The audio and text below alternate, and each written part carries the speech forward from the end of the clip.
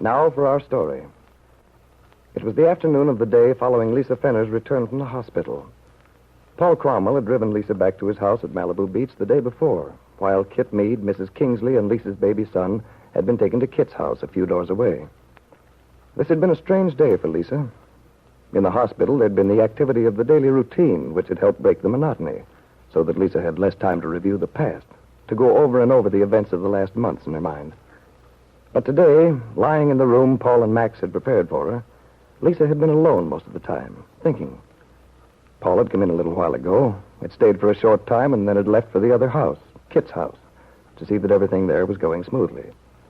Lisa had tried to absorb herself in the new novel Paul had brought her, had skimmed through several magazines. But it was impossible for her to concentrate. At last, she rose and slipped on her dressing gown, walked slowly to the window. From where she stood, Lisa could see the corner of Kit Meade's house and the window of the room she had occupied while she lived there. As she watched, Mrs. Kingsley's form appeared. The housekeeper flung open the window, and Lisa could see the ocean wind catch the curtains, billowing them into the room.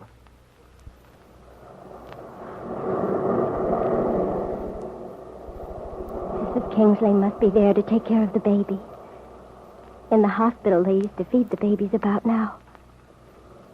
I wonder why she opened the window so wide. The breeze from the ocean is quite chilly. I hope the baby's covered up. It would be so easy for a tiny baby to catch cold. Can't be too careful. I wonder how much experience Mrs. Kingsley's had. Well, of course, she's very efficient, but it's different taking care of someone else's baby. No one ever cares as much as a real mother. My baby will never have a real mother. Oh, I hope I haven't made a terrible mistake. I hope I haven't been unfair to the baby. When I talked to Paul yesterday on the way home, it seemed all right. Kit wanted the baby so much, and if it hadn't been for me, she wouldn't have lost her own baby. Kit says her husband will love having a child, will have a good home as it should have, a normal home. I would have been alone. Still, I feel as if I've done something wrong. I can't feel this way. Come in. Oh, hello, Max. Mrs. Fenner, I brought you some orange juice. Why, Max, that was nice of you. I'll put it down here on the table. Thank you. How are you feeling, Mrs. Fenner? Oh, quite well, thank you. Excuse me, but ought you to be standing there with the window open? The breeze is rather cold today. Had you noticed it, too? Perhaps I'd better close the window? Oh, no. No, thank you, Max. I'll leave it open for a while. Till I see what Mrs. Kingsley... Pardon me, Mrs. Fenner? What did you say about Mrs. Kingsley? Oh, nothing. I was just thinking out loud. Oh, I saw Mrs. Kingsley for a minute this morning. Oh, did you, Max? How... What did she have to say? Well, she said she's been quite busy. Yes, I'm sure she has. She wanted me to get something for her at the drugstore. She did, Max? What? Nothing's wrong, is it? I mean... Oh, no, Mrs. Fenner. At least she didn't say. It was some sort of baby oil, I believe. Oh, I wouldn't worry about anything, Mrs. Fenner. Mrs. Kingsley sounded quite cheerful. She said, excuse me, Mrs. Fenner, perhaps you'd rather I didn't talk about it. Oh, no, Max, please do. Go right ahead. Well, Mrs. Fenner, Mrs. Kingsley said the baby is beautiful. One of the loveliest she's seen. Did she, Max? Did she say anything else? Well, we talked quite a while. She thinks the baby's hair is going to be curly and, let's see. She said that it has very long eyelashes and, you know the way women go on when they get started about babies. There's nothing like a baby to bring out a maternal... Forgive me, Mrs. Fenner. I'm afraid I'm very stupid today. It's all right, Max. Lisa had lapsed into silence then. And Max, with an uncomfortable feeling that the whole conversation had been a blunder, silently left the room. As he closed the door quietly, he saw Lisa still standing at the open window, looking toward the other house, where at the same moment in the room upstairs, Mrs. Kingsley was arranging the blanket which hung over the back of the baby's bassinet to keep off the breeze which blew in from the ocean. There, now you've had a good dinner. You'd better go to sleep. Why, he's dropped off already. Nothing in the world so peaceful looking as a sleeping baby. Too bad his mother can't see him now. It's all so strange, so hard to understand. I was sure Miss Tanner must be ill, even though Miss Meade said... Can't always tell from what she says. But Max said Miss Fenner's all right, that nothing's wrong. Then why? Why would she be staying at the other house, not seeing her child?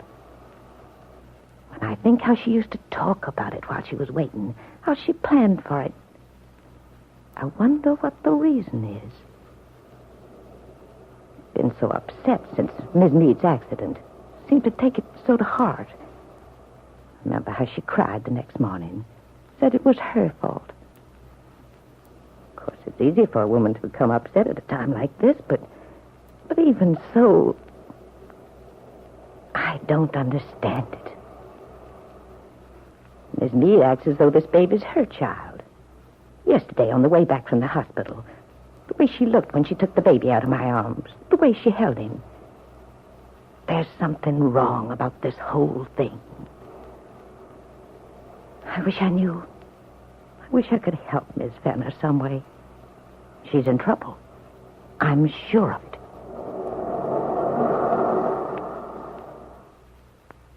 And downstairs, Kit Meade had just entered the living room after a discouraging day in town. She'd gone from one lawyer's office to the next, trying to find a loophole, trying to find a way which would make it possible for her to adopt Lisa Fenner's baby legally, without the knowledge of her husband, Bill Meade, without the necessity for Bill signing the adoption papers, and without Lance Fenner's knowing about the child which had just been born to his estranged wife. Kit had found Paul Cromwell waiting for her when she arrived. He'd seemed rather cold at first, a bit upset and worried. But Kit hadn't paid any attention to him until finally he said, "The fact is, Kit, when I was talking to Lisa yesterday, I had a bit of a shock. A shock? In what way? From something Lisa said about you and Bill. And just what did Lisa tell you? Lisa seemed to think your chief reason for wanting her baby was to patch up your marriage to me." Lisa told you that? Yes. She said you told her how important it was to you. How much Bill wanted a child. That you're sure it would make a success of your marriage. It frankly quite floored me. Why did you lie to me, Kit? Lie to you, Paul. So, this is what you've been leading up to. Sometimes, Paul, I think you're unbelievably naive, or just plain muddle-headed. I don't see why you say that, Kit. Look at it from my standpoint. We've had plans. We've discussed the future together. Granted. Then, along comes Lisa with a story about your great love for Meade. How all you want is to be reunited with him. You and Bill. And Lisa's baby. Oh, what a lot of faith you have in me, Paul. Lisa babbles some incoherent story, and you're immediately plunged into gloom, full of doubts. You haven't answered my question, Kit. Was Lisa telling the truth? Are you planning to go back to Bill? Restore your marriage? Kit, I want an answer. I want a truthful one. For a moment, Kit felt trapped. This was not the Paul Cromwell she was accustomed to. The Paul she'd managed to outwit so far with her quick feminine changes of mood, her sudden rages, followed by a softness which held so many implications. No, this was a Paul she'd never seen before. A man who demanded a straight explanation, an honest answer.